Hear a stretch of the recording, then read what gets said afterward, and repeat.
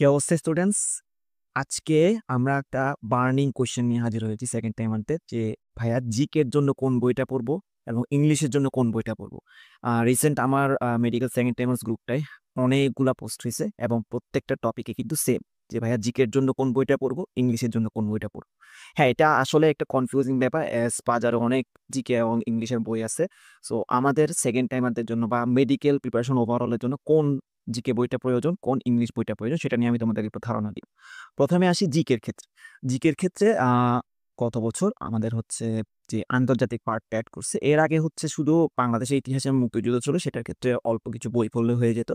তো এখন যেহেতু ইন্টারন্যাশনাল পার্টটা অ্যাড করা হয়েছে এবং বিভিন্ন ভার্সিটির পরীক্ষাতেও অনেক কিন্তু ইন্টারন্যাশনাল পার্টগুলো লাগে। সো এমন একটা বই সিলেক্ট করবা জিকের জন্য যেটাতে অনেক বেশি ইনফো নেই। কারণ যেহেতু ইন্টারন্যাশনাল পার্ট আছে, আমার বাংলাদেশ থেকে কত ডিপ ইনফো আসলে পড়ার দরকার নাই, যেটা আমি মনে করি। তো সেক্ষেত্রে এমন একটা বই চুজ করবা যেটাতে হচ্ছে মিনিমাল ইনফো দেওয়া আছে, অনেক বেশি কমও না, অনেক বেশিও না।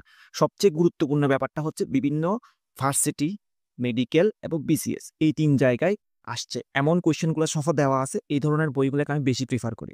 আমি পার্সোনালি হচ্ছে কোয়েশ্চেন আনসার বেসড একটা মানে এরকম বই ফলো করতাম যে কোয়েশ্চেন আনসার বেসড ছিল আর কি এখানে। তো ওই ধরনের অনেকেই আছে হচ্ছে গল্প আকারে দেওয়া থাকে, ওগুলোকে প্রিফার করে, যেটা যার প্রিফারেন্স। মেইন কনসার্নটা হচ্ছে আমার প্রিভিয়াস কোয়েশ্চেনগুলো থাকতে হবে, যেখানে হচ্ছে কি বিভিন্ন ভার্সিটির কোয়েশ্চেন, মেডিকেলের কোয়েশ্চেন, বিসিএস এর কোয়েশ্চেন। যেটা ইংলিশের ক্ষেত্রেও আসলে হয়ে যায় যে ইংলিশের ক্ষেত্রে বাজার অনেকগুলা বইয়ে আছে এবং আমাকে অনেকে অনেক বইয়ের নাম বলো। আমি অ্যাকচুয়ালি সেকেন্ড টাইম প্রিপারেশনের সময় অনেকগুলা বই ফলো করছি। বাজারে বড় বড় মোটামুটি যতগুলো বই আছে আমি ওগুলো ফলো মানে দেখা হয়েছে আমার।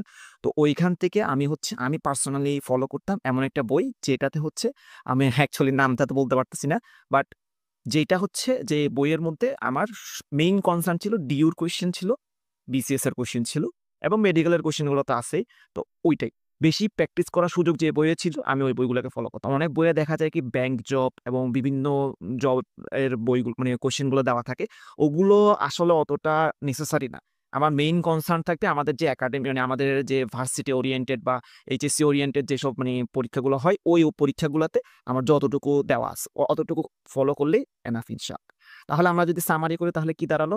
জিকের জন্য আমি আমার প্রিফারেবল বইটা ফলো করব, জিকে ইংলিশ দুইটার জন্য আমার প্রিফারেবল বই ফলো করব এবং খেয়াল রাখবো যেটাতে প্র্যাকটিস বেশি করা যায়, স্পেশালি ইংলিশের ক্ষেত্রে প্র্যাকটিসটা বেশি করা যায় এমন একটা বই ফলো করব এবং বইগুলোতে যেন প্রিভিয়াস কোয়েশ্চেনগুলো বেশি দেওয়া থাকে।